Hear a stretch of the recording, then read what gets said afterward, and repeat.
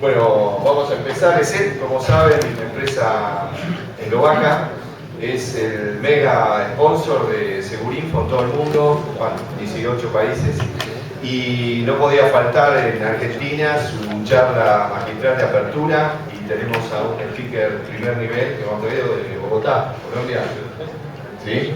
Bueno, lo dejamos acá con el amigo Camilo. Camilo.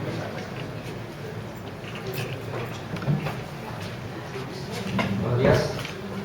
La verdad, un placer estar en Segurinfo Argentina. Llevo varios años participando de este evento y dando charlas en Segurinfo en diferentes países de Latinoamérica, pero es la primera vez que tengo la oportunidad de hacerlo acá en Buenos Aires, así que la verdad es un honor y un gusto estar acá con ustedes.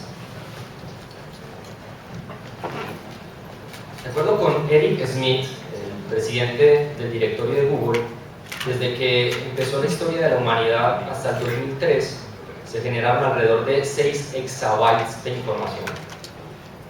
6 exabytes es 6 y 18 ceros. Es un número muy grande.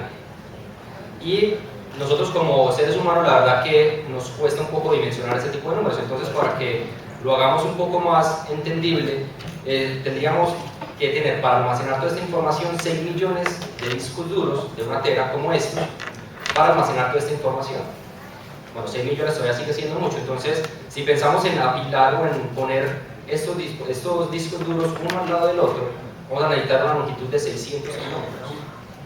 De Buenos Aires a Rosario hay 300 kilómetros más o menos en línea recta, así que nos daría para hacer un camino de ida y de vuelta. Es una gran cantidad de información. Pero, actualmente, generamos esa misma cantidad de información en 2 días.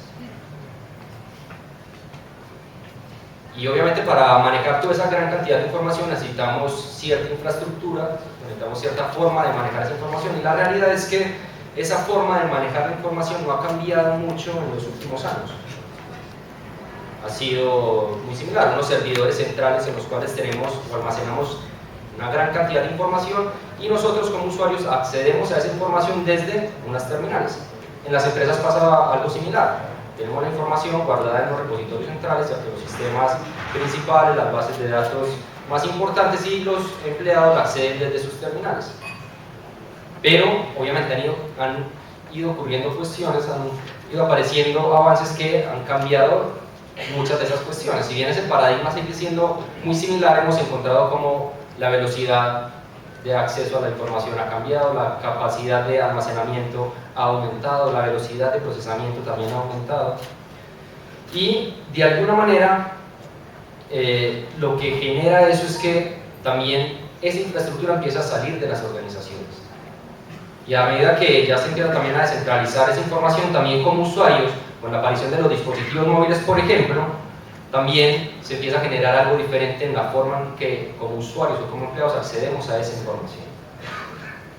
Entonces, precisamente esos cambios en la forma en la que generamos la información, en que accedemos a la información, van generando ciertos desafíos.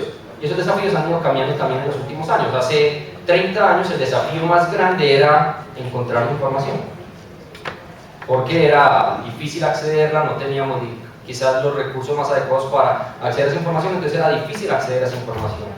El desafío hoy en día es muy diferente, y es encontrar la información que necesitamos en una gran cantidad de datos que se generan todo el tiempo. Y además, esa gran cantidad de información, esa gran cantidad de datos que se generan, la aprovechan muchas veces los cibercriminales para esconder sus amenazas.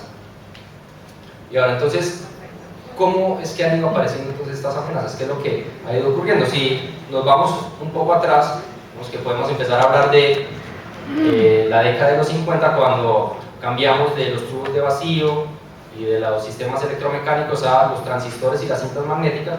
Vemos que ahí empieza un poco todo este tema de la computación, de la tecnología, pero es realmente hacia finales de los 60, cuando aparece el microprocesador, cuando realmente se da un empujón bastante grande al desarrollo de la tecnología.